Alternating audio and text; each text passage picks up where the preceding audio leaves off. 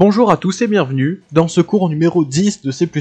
Bon, aujourd'hui on va avoir un cours assez, un petit peu moins bien écrit que d'habitude, par exemple avec des fautes vraiment évitables, et pourquoi, je vous dirai ça en fin de vidéo. C'est la même explication de pourquoi il n'y a pas eu de cours la semaine dernière, bon je vous expliquerai tout ça après. Sur ce, passons au cours. Donc aujourd'hui ce qu'on va faire, c'est améliorer notre compréhension des types. Bon, des cours sur les types, il y en a quand même eu pas mal, que ce soit les variables, algorithmes structure de données, classes et objets, pointeurs, etc.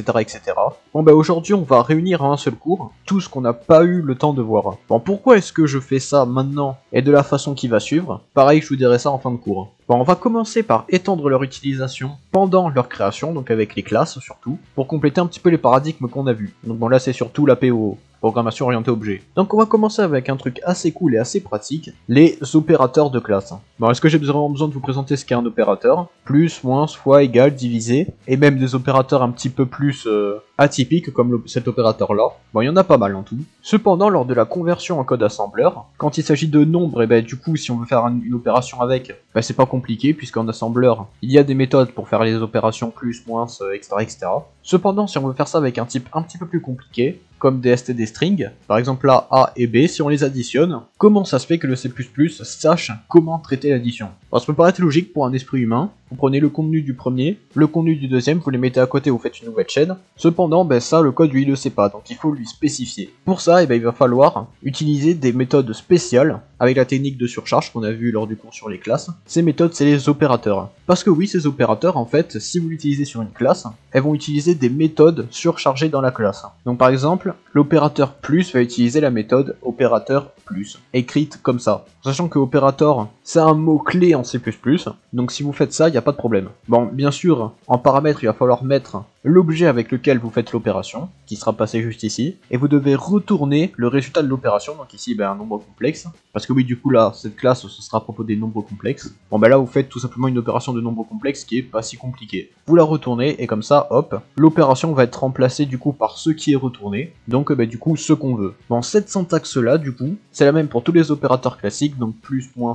fois et divisé. Et bon, quand on y réfléchit, c'est assez logique. Bon, il y a quand même un truc marrant à noter, c'est que là, on fait une opération avec des nombres complexes, mais on peut mettre un petit peu tout le type qu'on veut ici. Et du coup, le compiler va aller trouver la bonne méthode pour effectuer la bonne opération. Donc par exemple, un entier, un double ou tout ce que vous voulez. Et pareil, le retour, c'est la même chose. Bon, même si en général, vous allez retourner la même classe que celle dans laquelle l'opérateur est défini. Bon, pas tout le temps, mais en général, c'est ça. Bon, et à noter aussi que ici, vous prenez qu'un seul argument, alors que quand vous faites une opération, il y en a deux qui sont spécifiés, tout simplement parce que le premier argument, ben, c'est tout simplement l'instance sur laquelle vous effectuez l'opération. Bon, cependant, on peut faire d'une autre façon, qu'on verra après. Et bon, déjà là, on a vu quelque chose quand même de très intéressant. D'ailleurs, vous pouvez voir que je les ai mis constantes, ces méthodes-là, parce que du coup, elles modifient pas l'instance, donc bon, ben, tant qu'on y est, c'est toujours mieux. Bon, cependant, vous pouvez aussi faire des opérations d'assignement, donc les opérations avec des égales, comme le plus égal ou le divisé égal. Et bon, ça fonctionne exactement de la même façon. Bon, sauf que là, vous n'avez pas besoin de retour. Vous pouvez en spécifier, mais c'est pas obligatoire. Vous avez la valeur qui sera ajoutée ici, et hop, vous avez ce que va faire l'opération.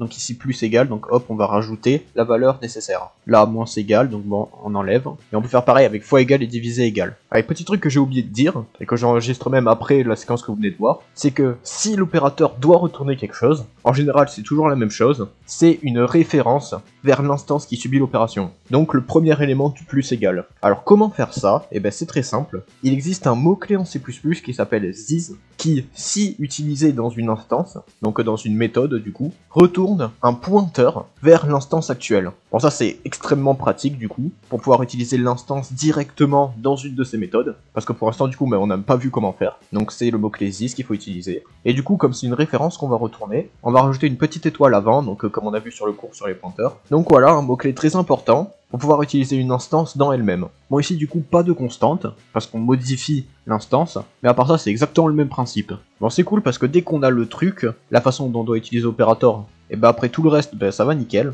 Et vous pouvez faire exactement la même chose avec les opérateurs de comparaison. Donc là du coup qui vont retourner un bool, donc soit la comparaison est vraie soit elle est fausse. Pareil pour plus grand, plus grand égal, plus petit égal, etc. Donc pareil, toujours un autre complexe à utiliser. Ici on peut même les noter constantes, y a pas de problème. Et comme ça vous pouvez faire des comparaisons directement avec vos nombres complexes. Bon là utiliser le plus grand avec un nombre complexe, ça veut pas dire grand chose, parce que du coup un nombre complexe c'est défini sur un plan 2D. Donc qu'est-ce que ça veut dire plus grand? Ben c'est Voilà. Moi j'ai mis un truc un peu au pif, pour que vous compreniez, mais bon, essayez de faire mieux que moi dans vos tests. Bon, et à partir de là, vous pouvez faire la même chose avec n'importe quel opérateur, enfin, défini dans la documentation C++ comme étant un opérateur surchargeable. Donc vous avez quelques petits exemples sur le site du C++, opérateur égal, opérateur de stream qu'on verra plus tard, incrémentation, décrémentation, etc., etc. Voilà, j'ai pris deux exemples assez cool, l'exemple de l'opérateur crochet, donc pour rappel qui est utilisé sur les listes, parce que oui, on peut le surcharger, sachant que du coup il prend un unsigned int qui représente l'indice auquel vous voulez accéder. Bon là, soit l'indice c'est 0 et dans ce cas là on retourne le réel, soit ça peut être n'importe quoi d'autre et on retourne le nombre imaginaire. Bon là je l'ai mis constante, mais en général cet opérateur retourne une référence vers une certaine valeur, c'est comme ça que ça se passe dans les listes, et c'est pour ça d'ailleurs qu'on peut pas les utiliser dans les nombres constants, parce qu'une référence, eh ben, à moins qu'elle soit explicitement définie comme constante, elle n'est pas constante. Sauf que pareil, pour pouvoir faire ça, il va falloir qu'on avance un petit peu, qu'on aille après plus loin. Bon, en tout cas là je l'ai utilisé comme ça. Et ici vous avez un autre opérateur beaucoup plus particulier, l'opérateur appel, avec une petite faute de syntaxe d'ailleurs. Donc j'utilise comme les appels de fonction, mais du coup ici sur une instance, il y a un petit exemple juste ici, et ici qui retourne si une instance est plus grande qu'une autre. Bon là ça sert pas à grand chose, mais ça peut être beaucoup plus utile par exemple pour la librairie de nombres aléatoires qu'on avait utilisé lors du cours sur les algorithmes. Ici on crée une instance qui est utilisée comme une fonction. Donc bon, c'est un opérateur pas très utilisé, mais voilà, il existe. Et dès que vous savez ça, les possibilités sont infinies. Enfin infinies presque, puisqu'il y a quand même un cas dans lequel ça ne marche pas, si par exemple vous mettez un autre type, donc par exemple ici un int, pour faire une opération. Parce que en effet ici l'opération elle est définie dans complexe, donc les opérateurs, tous les opérateurs qu'on a définis, le premier membre doit toujours être un nombre complexe, sinon il va aller chercher dans les int, sauf qu'il va rien trouver, et donc erreur. Donc comment faire pour éviter ces erreurs là?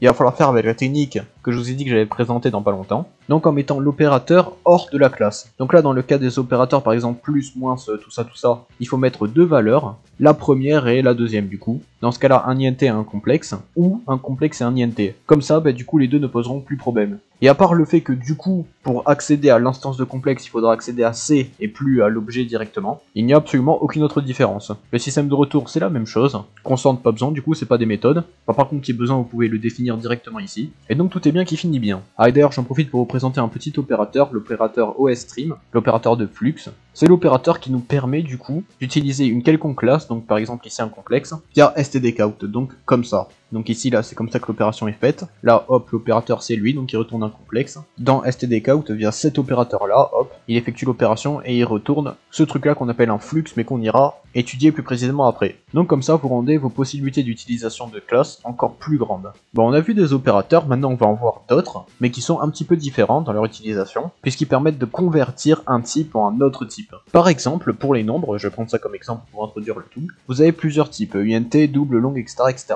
Cependant, la manière, donc d'un point de vue binaire, les 0 et les 1, dont sont stockés par exemple les int et les doubles, c'est pas la même. Les doubles, si vous vous rappelez, en binaire c'est de l'IEEE754, donc un format assez complexe en vrai, là où les entiers c'est ce qu'on appelle le complément à 2, qui est beaucoup plus simple, mais différent de l'IEE754. Alors comment ça se fait que quand je mets un int dans un double, il n'y ait pas d'erreur? Tout simplement parce que l'opération permettant de transformer l'int en double est une opération qui existe en C++, c'est ce qu'on appelle une conversion de type. Dans le cas des nombres, donc int, double, tout ça, c'est fait automatiquement par le compiler. C'est ce qu'on appelle une conversion implicite. Donc il va lui-même changer les 0 et les 1 comme nécessaire. Bon cependant, il y a d'autres types de conversions pour les types un peu plus complexes qu'on va voir juste maintenant. Bon du coup si là, c'était des conversions implicites, où le compiler ne nous demande pas notre avis, il y a aussi des conversions explicites, où c'est nous qui devons dire comment ça va se passer. Bon la façon la plus simple, c'est de mettre entre parenthèses un type juste avant la variable à convertir. Donc pour dire au compiler, mec, convertis-moi ça en double. Bon là du coup c'est inutile puisqu'il le ferait tout seul, mais si on prend d'autres classes, d'autres types, il pourrait ne pas le faire tout seul, et donc là ça serait utile. Bon, comment marche cet opérateur? Eh ben, je ne sais pas. Enfin, pour être plus précis, il peut marcher de tellement de façons différentes, que c'est quasiment impossible de décrire à l'avance comment il va marcher exactement. C'est pour ça que cette façon n'est pas très recommandée, même si c'est la plus utilisée en vrai, disons-le, puisque là on donne tous les droits au compiler. Sauf qu'avec cette conversion, il y a 4 autres types de conversions qui peuvent être effectuées. Donc on va les étudier dès maintenant. La manière la plus précise d'effectuer une conversion, c'est via ce qu'on appelle là littéralement l'opérateur de conversion, dont le plus utilisé est static cast. Donc contre chevron le type final de la conversion,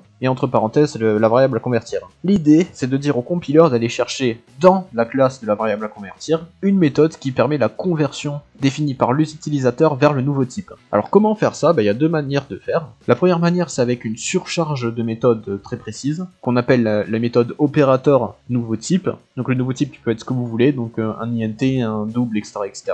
Et l'autre moyen, c'est avec ce qu'on appelle un constructeur de conversion. Donc l'opérateur nouveau type, là, il va permettre de convertir votre type vers un autre type. Donc par exemple, transformer en fraction en double, ou en int, ou en tout ce que vous voulez. Le constructeur de conversion, lui, il permet de prendre un type et de le mettre dans votre fraction. Donc que ce soit un double, un int, etc. etc. Bon, le plus simple, tout ça à implémenter, vous l'imaginez bien, c'est constructeur, puisque vous avez juste à mettre un seul argument, qui est du coup une valeur du type qui permettra la conversion. Donc là, par exemple, un long, et hop, on appelle ça comme un constructeur classique. Donc pour ça, c'est pas très compliqué, et pourtant c'est quand même assez puissant. Et du coup, pour l'autre, là, l'opérateur, la méthode opérateur, il faut du coup mettre opérateur, ainsi que le type vers lequel la conversion aura lieu. Donc là, par exemple, vers un double, et hop, dedans, on retourne la valeur de la fraction en double. Bon, ici, là, le type de retour est pas explicite. Bon, c'est bien évidemment le type double, mais pas besoin de le mettre au début. Le compiler fera le travail lui-même. Ah, et d'ailleurs, ici, je l'ai mis constant, parce que du coup, il n'y a pas de modification de l'instance, donc on peut le mettre constant. Donc voici quelques exemples d'utilisation. Donc là, une conversion de double en f, donc avec les deux méthodes, qui ici, du coup, feront exactement la même chose. Ici, la conversion de notre double vers un int, donc du coup, il y aura une perte de précision. Et ici, la conversion d'un int 148 vers notre fraction. Donc ça, c'est grâce au constructeur de conversion. Là où ici, pour la conversion vers le double, il faut utiliser l'opérateur surchargé. Bon, vous pouvez quand même vous demander, du coup, comment est-ce que ça fonctionne pour les doubles, les int, tout ça, les types dont on ne peut pas avoir la classe, puisque c'est les types primaires. C'est juste une simple perte de précision, donc par exemple, passer de 32 à 16 bits, ou tronquer la partie décimale. Alors ça peut paraître être pas très important de dire ça, pourtant vous pourrez peut-être vous faire avoir de nombreuses fois si vous faites pas gaffe, donc quand même, faites assez attention. Au niveau sécurité, static cast c'est un petit peu le meilleur, puisque là c'est vous qui définissez le truc, donc pas de problème, mais dans certains cas, c'est pas ce que vous voulez. Par exemple, si vous avez un ensemble de bits qui est dans un certain type et que vous voulez utiliser cet ensemble dans un autre type sans le modifier, et static cast c'est pas le meilleur. Pour ça, le meilleur c'est un autre opérateur qui s'appelle réinterprète cast. Donc comme son nom le dit, il va juste réinterpréter la valeur, donc passer entre parenthèses, vers un nouveau type passé entre chevrons. Il n'y a pas d'autre modification, c'est tout. Bon, ça peut avoir quelques dangers, parce que si la valeur que vous convertissez vers le nouveau type ne peut pas être utilisée avec le nouveau type, donc pour diverses raisons, par exemple des données pas cohérentes, voire même fausses, mais là vous pouvez avoir des erreurs particulièrement longues à traiter, donc faites bien attention. Bon, un exemple, ça peut être d'utiliser par exemple une valeur quelconque, donc là par exemple un double, que vous convertissez directement vers un type numérique, donc là un long, en sachant que du coup ça a la même taille de variable, donc pas de problème, pour appliquer dessus n'importe quel type d'opération qui demande un type numérique, donc par exemple les opérations binaires, qu'on avait vu pareil au cours sur les variables, comme ça vous faites votre opération, et pas de problème. Bon, par contre vous attendez pas à retrouver un pattern cohérent directement via le long, parce que si on fait le test, on a ce truc. Bonne chance pour lire ça, par contre d'un point de vue binaire, ça représente ce nombre-là. D'ailleurs il y a une petite erreur, je viens de remarquer, c'est via des pointeurs qu'il faut passer. Donc là par exemple transformer un pointeur vers toDouble en pointeur vers long, et donc lire la valeur de toDouble comme un long. Bon, le meilleur moyen de se rappeler de ce qu'il fait, c'est littéralement de lire son nom, réinterpréteur, juste il réinterprète une valeur en une autre. Par contre dans certains cas, ça peut être relativement dangereux. Par exemple si là au lieu de convertir en long, je convertis en char, donc un type beaucoup plus petit qui marche bien évidemment pas, là vous obtenez une valeur un petit peu bizarre. 109 alors qu'on avait 4 milliards et quelques avant, bon effectivement ça peut être un peu bizarre. Donc faites attention à ce qu'il n'y ait pas d'erreur, sinon vous allez perdre beaucoup de temps là-dessus. Bon, on va voir les derniers opérateurs de conversion qui sont un peu moins utilisés. Donc par exemple Dynamic Cast, déjà ce qu'il fait c'est qu'il prend que des pointeurs, et avant de faire la conversion, donc en sachant que le pointeur pointe vers un type, il va permettre de pointer vers un autre type, il va aller vérifier que la valeur pointée par le pointeur peut être utilisée dans le nouveau type. Donc ça c'est effectué au moment de la conversion, au moment que le programme fonctionne, donc ça prend un peu de temps. Et bon, dans certains cas, pour gérer du polymorphisme, ça peut être utile. Par exemple, si vous avez ici un pointeur vers une classe parent que vous devez convertir en un pointeur vers une classe enfant, là ça peut être pas mal, même si ça prend un peu de temps. Et pour finir, on va voir le dernier opérateur qui est à mon avis le moins utile, constCast, qui permet soit de retirer, soit de rajouter à une variable la valeur constante. Bon, pour l'ajouter, du coup ça sert à rien, vous avez juste à rajouter constamment, donc pas besoin d'utiliser ça. Et pour l'enlever, pareil, c'est pas top, puisque s'il y est, c'est qu'il y a une raison. Donc bon, à moins dans des cas vraiment particuliers, vous devrez ne pas en avoir besoin. Bon, théoriquement ici je devrais faire la transition vers la partie C, mais comme vous pouvez voir, elle est pas très remplie. Bon, ça c'est à cause du problème que je vous avais dit au début de la vidéo, qui ne fait qu'arriver en boucle, donc ce qui rend l'écriture de certaines parties difficile. Bon, ça paraît de l'optimisation des types par rapport à la mémoire, donc par exemple en priorisant les pointeurs aux objets directs, parce que c'est moins lourd. Mais bon, comme ça reste la partie la moins importante, alors on va skipper pour cette fois-ci. Bon, pour l'instant tout ce qu'on a vu c'était surtout axé sur la création des types, enfin, c'était intrinsèquement lié à la création des types.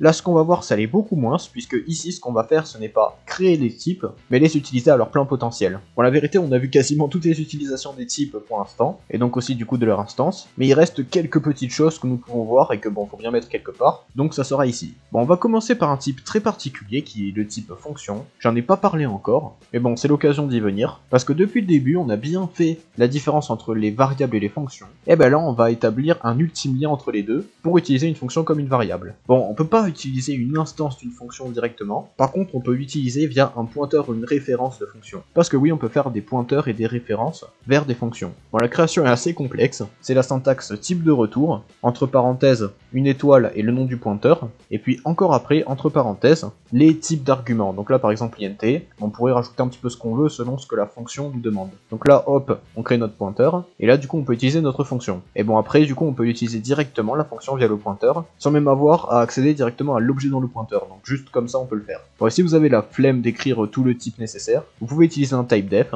et le type ici du coup le nom du type, ça sera le nom du pointeur ou de la référence. Et hop après vous l'utilisez un petit peu comme vous voulez. Bon, l'avantage c'est que du coup vous pouvez utiliser une fonction via un pointeur ou une référence, et donc possiblement modifier l'adresse de la fonction, et donc modifier en fait la fonction qu'on va appeler. Une sorte de spécification avancée. Bon, comment ça marche précisément dans l'assembleur et tout ça, je vais pas en parler maintenant. Bon, si vous voulez voir, n'hésitez pas à aller voir la documentation des compileurs. Peut-être sur une réponse ou pas, on sait pas. Mais bon, on va voir un exemple avec une fonction du C++, la fonction short, qui veut dire trier. Bon, le tri, ça paraît logique, les plus petits en premier et on les met du plus grand au plus grand, sauf que comment définir qu'un objet est plus petit qu'un autre? Et bien pour ça vous avez deux choix, soit vous utilisez tout un système de struct compliqué, que j'ai même la flemme de décrire ici, soit vous passez un argument qui est en fait un pointeur vers une fonction. Donc cette fonction doit obligatoirement retourner un bool et prendre deux instances de l'objet pour faire la comparaison, et du coup tout ça de manière plus spécifique. Et donc grâce à ça, le maniement de tous ces trucs, ça devient beaucoup plus facile. Là vous avez un petit exemple d'utilisation, donc voilà, c'est quand même assez cool. Bon du coup là on a parlé de la fonction short,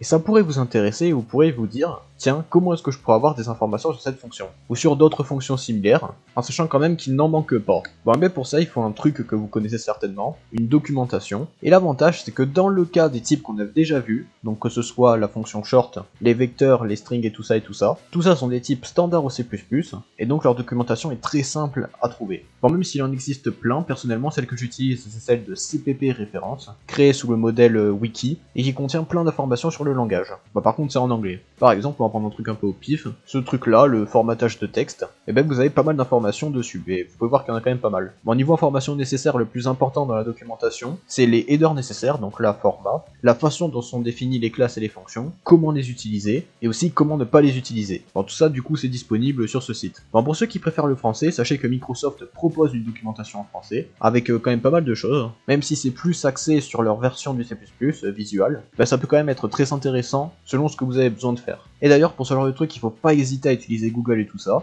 parce que si vous avez un bug, il va pas se résoudre comme par magie, que ce soit du coup sur des documentations, ou sur des forums où vous pouvez demander de l'aide, comme Stack Overflow, le plus connu. Et bon, il y en a plein d'autres, Mozilla Developer, Developer.com, etc., etc.